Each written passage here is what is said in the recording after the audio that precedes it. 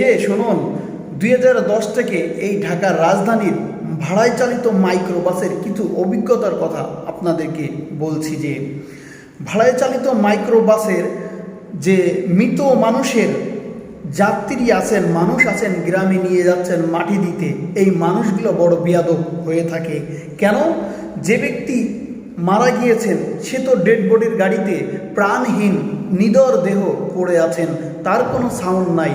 1 ঘন্টা পরে যান, 2 ঘন্টা আগে যান, কোনো সমস্যা নাই, কিন্তু সুন্দরভাবে পৌঁছান।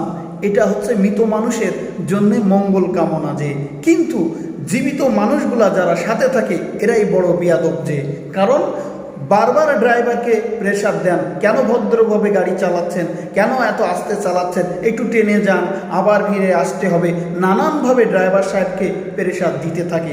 তখনই গাড়িটা অ্যাক্সিডেন্ট হওয়ার ভয় আছে। যে ব্যক্তি মারা গিয়েছে তার কখনো কোনো সমস্যা নিয়ে যেতে হয় না, যাওয়ার পথে কোনো সমস্যা দেখা দেয় না, কিন্তু সাথে যে জীবিত মানুষগুলা, এই মানুষগুলা নানানভাবে প্রেসার দিতে থাকে গাড়ি চালকের উপরে। গাড়ি চালক সকালে দুপুরে রাতে খেয়েছে কিনা একবারও শুনবে না, খোঁজ নিবে না।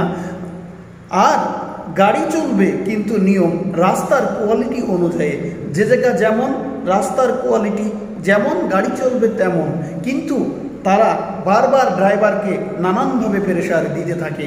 তাই তো গাড়ি অ্যাক্সিডেন্ট হওয়ার ভয়ও আছে। গাড়িতে করে যারা মৃত মানুষকে মাটি এবং দাফনের কাজ করতে যাবেন তারা কখনো ড্রাইভার সাহেবকে প্রেসার দিবেন না, বলবেন যতটুকু পারো তুমি তোমার কোয়ালিটি দিয়ে দ্রুত নিয়ে যাও, কারণ আমাদেরকে আবার বাসায় ফিরে আসতে হবে। কখনো প্রেসার দিবেন না, এটা প্রাণহানিও ঘটতে পারে।